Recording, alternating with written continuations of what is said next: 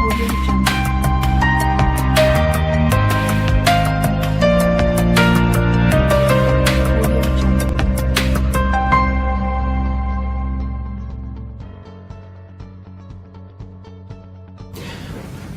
everyone, I am CEO of Civil 808. We are now in Civil 808 office in Tehran, Iran. Nice to meet you, Mr. Omar. Hi. Welcome to our country, Iran. Thank you. Can you tell to our audience about your resume in BIM field?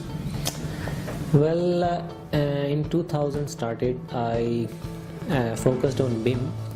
I found some softwares, and even before 2010 I had a concept in my mind that we should have something like this, which could like from 3D we could create some things, we could feed some data, and I have been trying to do all these things even before knowing Revit and all these things. So in 2010 I came across with the Revit and its other products. It just clicked my mind. I thought to focus on all these things because I realized that this is gonna be a future of that one. From that day I started learning all the BIM enabled softwares, plus the BIM management systems, different countries, standards and all these things. From 2010 to 2016 I have been teaching Revit and BIM and also studying them. I have been trained many government organizations, many private organizations, and this circle is still going on. End of 2016 someone referred me on Qatar metro project. I handled like 4 metro stations and 1 stadium project. It was about MEP BIM project. Here I worked as a BIM modeler, as well as we used to do coordination with the site people and BIM coordination and all these things. Actually it was a real BIM project, not only Revit one. It was a real project. So after that I heard about another vacancy and I applied there. They interviewed me and there I was hired as a BIM manager. From Pakistan I was the first guy who taken up as a BIM manager from Pakistan in Qatar. Even now, even in UAE, I am the only one who has taken up as a BIM manager. Then I came to UAE. I saw that same metros are going on here with the same level of details and all these things. Then I decided to take a chance here. So that's how I got entered into it.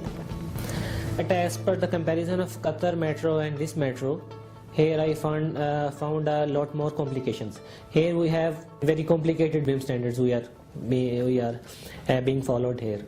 I have learned many things here. And also beside this I have founded a BIM council in Pakistan. My purpose is to create this BIM council is to generate awareness for the BIM for the Pakistani people, so that they could save some amount from the projects and could spend to the other projects to control the poverty and all these things. From like 4 to 5 years I am spreading awareness of BIM in Pakistan. So this was the purpose of the BIM council, and still we are working for it. Now we are going to develop some local type of standards, so now I'm working for it as well. I created the world's first video based platform for the BIM only, to attract the people who are interested in BIM, so they could have some one platform. I'm working on it as well, so but it will take some time because it's a big project. And now also in UAE as well as working on this project, I'm also teaching. Many companies comes to us to get the training, so we help them to put on the BIM projects. We help them to understand all these BIM and all these other softwares. What's the importance of BIM in AEC industry? Well, the importance of BIM is very significant. Well, like in UAE Expo case study, it shows that RTA already saved 17% from the life cycle project and 12% from the maintenance cost. And this is their target for 3 years, and they are already achieving this one. So you can guess an idea. So they thought about it, they implement it, and they got it. What's your about your website, BIM Mania? When did you start your website? I started BIM Mania around 3.5 years ago. What's your purpose? What's your mission in Mission is the same, to generate awareness. Before, mission was to generate awareness only in Pakistan. Now mission is to generate awareness in the world. So now mission is bigger, but it is the same. What's your idea about means of BIM? BIM is software or not?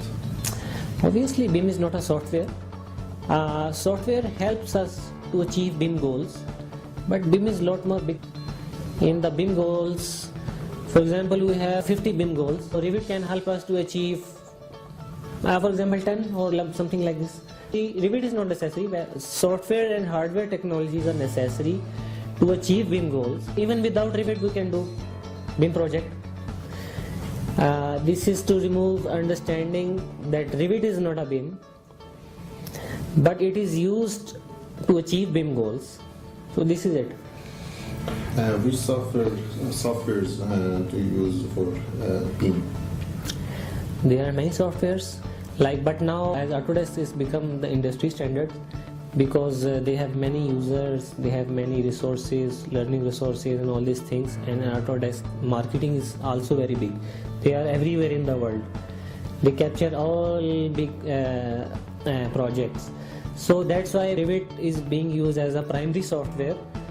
With others like Tekla, you have Archicad Allplan, you have Civil 3D, you have Navis, you have Synchro Pro. So you have many softwares being used in one project. So to achieve BIM goals, we need many softwares and many hardwares. Not only one software, it is not enough. What's your notice to our engineers?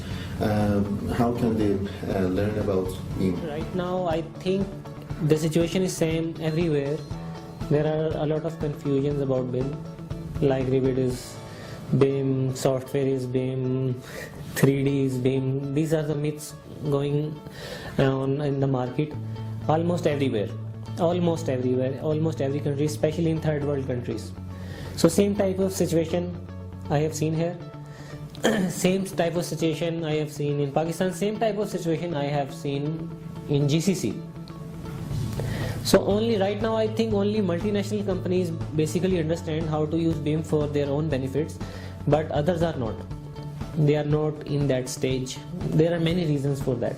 Can you tell us about some big projects in UAE that they work with BIM? The Expo 2020 preparations, these are the big constructions going on in UAE, and they are all BIM. So these are the mega projects right now going on in UAE, and they are all BIM, real BIM. Can I ask you a question? I should ask you before. What's your definition of BIM in your mind? BIM is a standardized process and plus a management system. This is called a BIM, and to achieve this you need technologies, software technologies, hardware technologies. Which hardware technologies we need? Hardware technologies it's all about specifications of which type of systems you are using, laptops or computers, plus VR technologies, AR technologies, 3D scanning technologies, 3D printing technologies, hologram technologies. Have we an international standard for BIM for all of countries or not? Sorry? Have we an international standards code for BIM? Actually, there are not a standard type of codes, but in many projects they are using British standards. Since draft? No. It is now on a very advanced stage. This Expo Link and Qatar Metro, they are also on British standards. They are very complex. If you will see the documents, you will understand this. And all mega big BIM projects, mostly of them, they are using like British standards. Okay, for my last question, how was your class in Tehran? Are you agree with Iranian experts in BIM or not?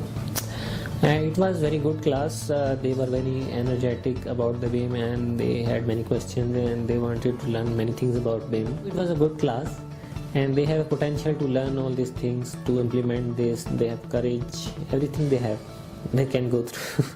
Thank you for accepting my invitation and come to you. Thank you.